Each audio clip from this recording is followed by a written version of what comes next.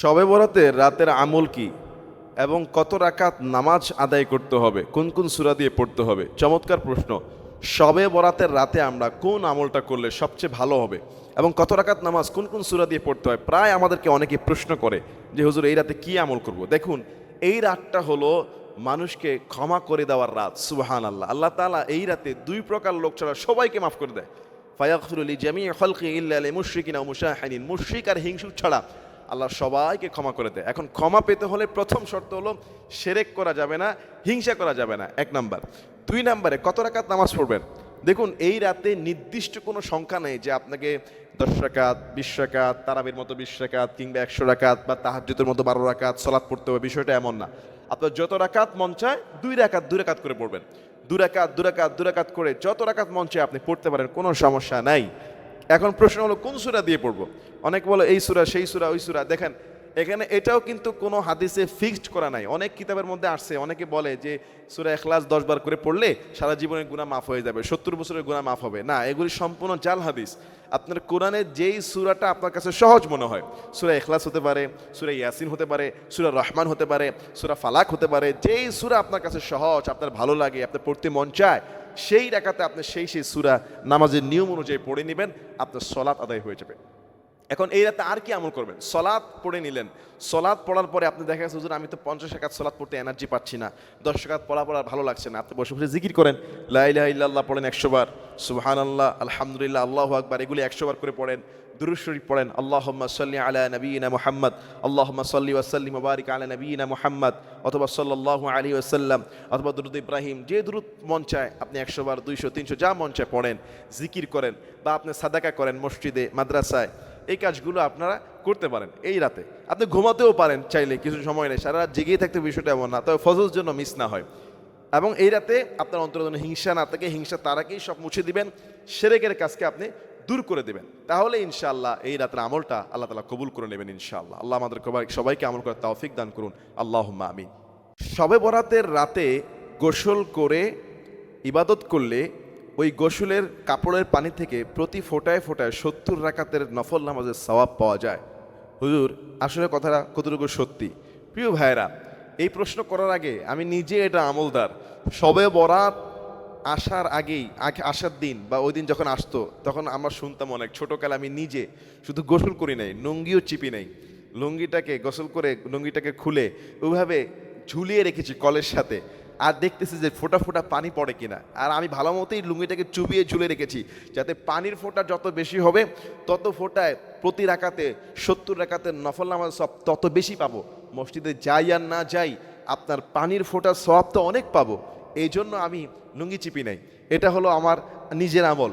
যখন আমি মাদ্রাসা লাইন শেষ করলাম, স্টাডিতে আসলাম, দেশ বিদেশে বয়ানের তাফসিরের মঞ্চে চলে গেলাম, জুমার খুতবায় উঠলাম, আর প্রত্যেকটা খুতবার আগে যখন স্টাডিগুলো আমরা বিষয়ভিত্তিক করি, এই লাইলাতুন নিসফ মিন শাবান নিয়ে যখন আমার স্টাডি, আমি দেখলাম অসংখ্য হাদিস, তার মধ্যে একটি হাদিস পেলাম সহিহ হাদিস, কিছু হাদিস পেলাম জাল, জঈফ, দুর্বল বর্ণনা। আর এই শবে বরাতের রাতে গোসল করলে 70 রাকাতের নফল সব প্রতি ফোটায়, এটা কোথাও পেলাম না। বরং স্কলারদের যেটা পেলাম সেটা হলো, তারা মন্তব্য মুহাদ্দিস ইকরাম বলছে সম্পূর্ণ জাল হাদিস, জঈফ হাদিস, বানোয়াট হাদিস। এই সমস্ত হাদিসরা কিছু ভণ্ডরা এই সমস্ত হাদিস বের করেছে, আর এগুলি বিভিন্ন রকম ছোট ছোট পুঁথি কিতাবে আছে। আর মা বোনরা এগুলি খুব আবেগপ্রবণ, অনেকে গোসল করেছেন, কে করেন নাই গোসল? অনেকেই করেছে, আমি নিজেও করেছি। যে শবে বরাতের রাতে গোসল করে না ইবাদত করলে গোসলের কাপড়ের প্রতি ফোঁটায় 70 রাকাতের নফল নামাজের সওয়াব পাওয়া যায়। নাউযুবিল্লাহি মিন যালিক। আল্লাহ আমাদের সবাইকে সঠিক বুঝদান করুন। আপনার যদি শরীর গোসল যদি ফরজ হয়, নাপাক থাকে, তাহলে আপনি গোসল করতে পারেন ইবাদতের নিয়তে, কোনো সমস্যা নাই। অথবা আপনি অজু করে পবিত্র হলো নামাজ পড়তে পারেন, কোনো সমস্যা নাই। কিন্তু লাইলাতুন নিসফ মিন শাবান রাতে স্পেশাল ফজিলত আছে, এটা মনে করলে এটা শিরক, এটা করা যাবে না, এটা বেদাত। আল্লাহ আমাদের সবাইকে বুঝার তৌফিক দান করুন, আল্লাহুম্মা আমিন। শবে বরাতের দিন অনেকে আমরা হালুয়া রুটি তৈরি করি, নিজেরা খাই, অপরকে খাওয়াই। বিশেষ করে গ্রামগঞ্জে তো সারাদিন হালুয়া রুটিরই আয়োজন চলে। এটা কি শবে বরাতের বিশেষ কোনো ফজিলত আছে? প্রিয় ভাইয়েরা, শবে বরাতের দিন হালুয়া রুটি খায় নেই এমন কেউ নেই। আমি নিজেও হালুয়া রুটি খেয়েছি, আমাদের বাসায় হালুয়া রুটি তৈরি হতো, আলহামদুলিল্লাহ। এখন কিন্তু হয় না। আলহামদুলিল্লাহ বললাম এই জন্য যে এখন আর হালুয়া রুটি বানায় না। বলে হুজুর কেন? দেখেন, হালুয়া রুটির দোকান কিন্তু এই যে আমি ঢাকায় যেখানে থাকি আশেপাশে সব বরাতের দিন অনেক বড় বড় আপনার ব্রেড, হালুয়া, রুটি এগুলি কিন্তু বসানো হয়, আত্মীয় স্বজনরা একে অপরের বাসায় দেয়। এবং গ্রামগঞ্জে তো সারাদিন এইটার উপরেই মেহনত চলে। সারা রাত ইবাদত কী করবো আর না করবো সেটা কোনো বিষয় না, আগে হালুয়া রুটি দিয়ে পরিশ্রম করতে হবে, রাতে পরে দরকার হলে ঘুমালাম, ইবাদত না করলাম। অনেকেই আমাদের মধ্যে কিছু ভণ্ড আছে, কিছু লোক আছে যারা কোরআন হাদিসের সাথে তাদের তেমন কোনো গভীরতার সম্পর্ক নাই। তারা বলে এই রাতে হালুয়া রুটির বিশেষ ফজিলত আছে, এটা খাওয়া সুন্নাহ, নাউযুবিল্লাহ মিন যালিক, এটা খাওয়া উত্তম। এবং তারা বিভিন্ন রেফারেন্সও নিয়ে আসে। আস্তাগফিরুল্লাহ, আসমান যে তাদের উপর ভেঙে পড়ে না, এটা তাদের সৌভাগ্য। কিভাবে তারা পারলো যে রাসূল আকরাম সাল্লাল্লাহু আলাইহি ওয়াসাল্লামের নামে মিথ্যা কথা ছড়িয়ে দিতে? কোনো সহিহ হাদিস তো দূরে থাক, কোনো জয়ীফ দুর্বল বানানো হাদিসের মধ্যেও নাই যে শবে বরাতের দিন হালুয়া রুটি খেতে হবে, বানাতে হবে, খাওয়াতে হবে। এটা সম্পূর্ণ নাজায়েজ, শিরক, হারাম, বেদাত। কেউ যদি মনে করে শবে বরাতের সাথে হালুয়া রুটির স্পেশাল সম্পর্ক, সে আল্লাহর রাসূলের উপর মিথ্যা একটা সুন্নত সে দাবি করলো। দেখেন, হালুয়া রুটি এটা কিন্তু জায়েজ খাবার, এটা হালাল খাবার, এটা শবে বরাত করুন, আপনি সারা বছর খেলেও আমার কোনো আপত্তি নাই।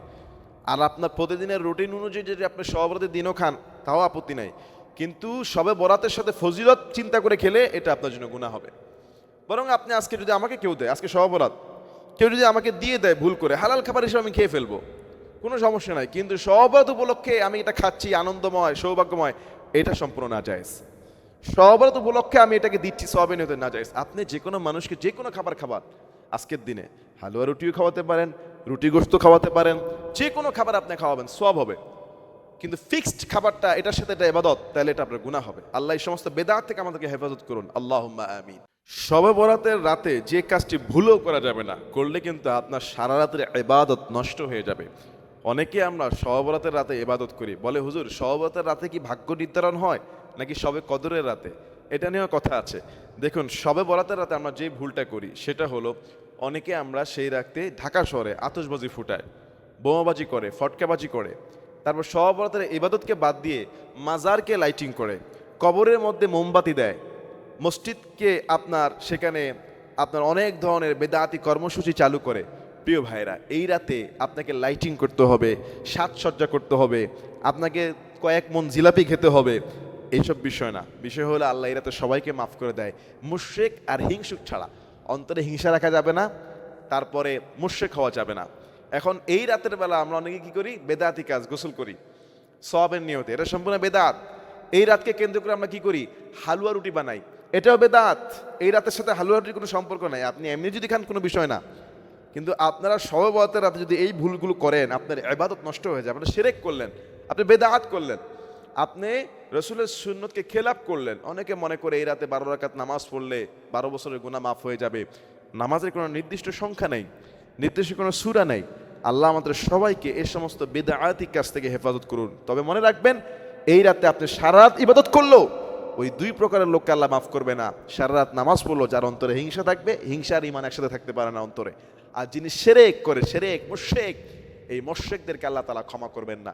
আল্লাহ আমাদের সবাইকে এই দুই শ্রেণীর লোক থেকে হেফাজত করুন, বলি আল্লাহুম্মা আমিন।